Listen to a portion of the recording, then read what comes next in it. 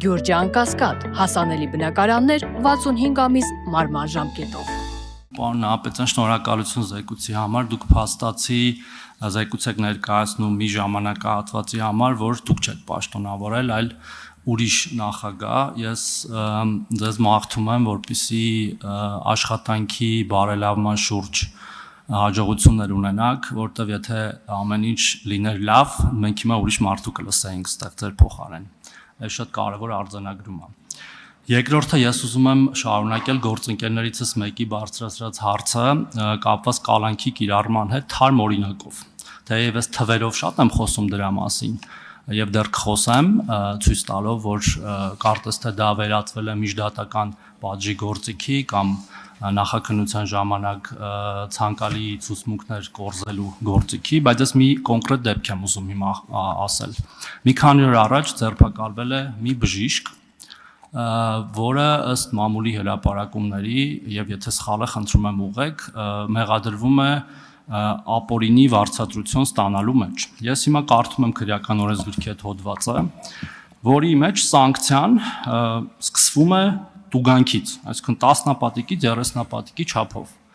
Եվ էլի ըստ մամուլի բժիշկը վերցրել է 270,000 դրամ աղիք կարելու գործիքի համար, որը չի մտնում պետական պատվերի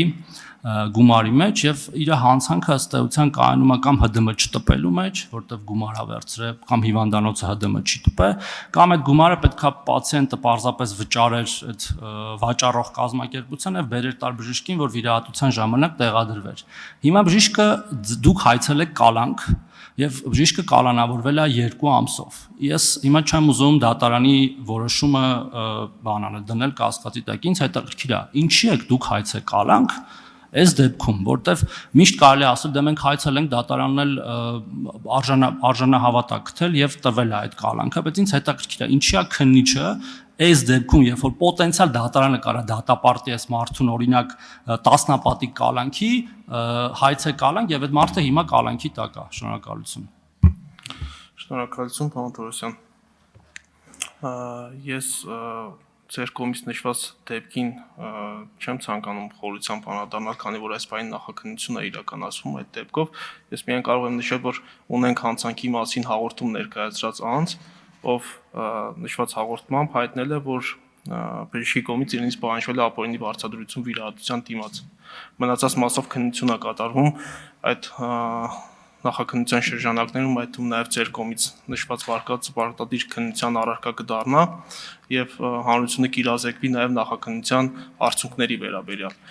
Ինչ վերաբերում է խափանման միջոցին, ապա խափանման միջոց կիրառելիս նախաքննական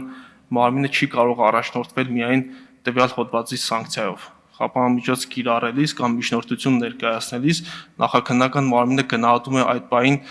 տվյալ վարույթին խոչընդոտող բոլոր հնարավոր հանգամանքները։ Եթե նախաքննական մարմինը գտնում է, որ մեղադրյալը մնալով ազատության մեջ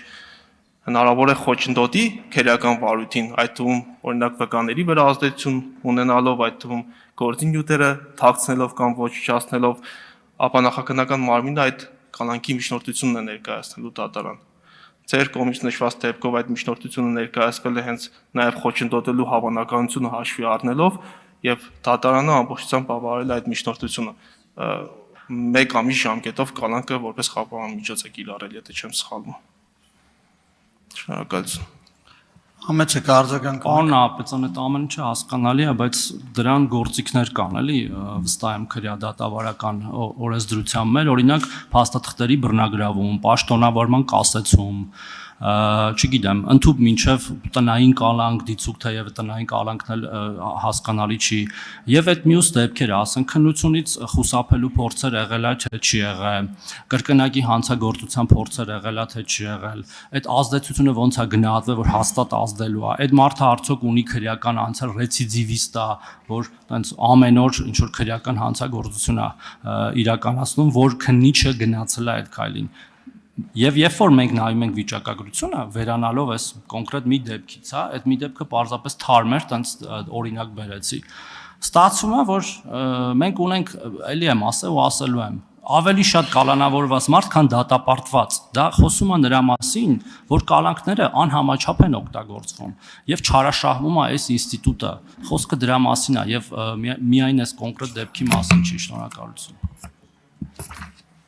Շնորհակալություն, պարոն Տորոսյան։ Դուք նշեցիք տվյալներ ունեք արդյոք, որ նոր հանցանք է կատարելու կամ թաքնվելու եւ այլն։ Ձեր կողմից նշված այդ հիմքերը առանձին հիմքեր են խափանմիջոց կիրառելու, իսկ իմ կողմից նշված հիմքը այլ հիմք է։ Եթե քննիչը նորից եմ նշում իր վարույթի քննության ընթացքում գտնում է, որ արկա է ռիսկ եւ այդ ռիսկը մեծ է, որ այս անձը, այս կամ այն անձը կարող է խոչընդոտել քերական վարույթին որևէ եղանակով, այդ դեպքում քննիչը պետք է ներկայացնի այդ միջնորդությունը անձի նկատմամբ կալանքը որպես խափանմիջոց կիրառելու վերաբերյալ յուրաքանչյուր վարույթով, յուրաքանչյուր մեղադրյալի նկատմամբ խափանմիջոց ընտրելիս պետք է մոտենանք անհատական կոնկրետ այդ դեպքով եւ կոնկրետ այդ անձի մասով։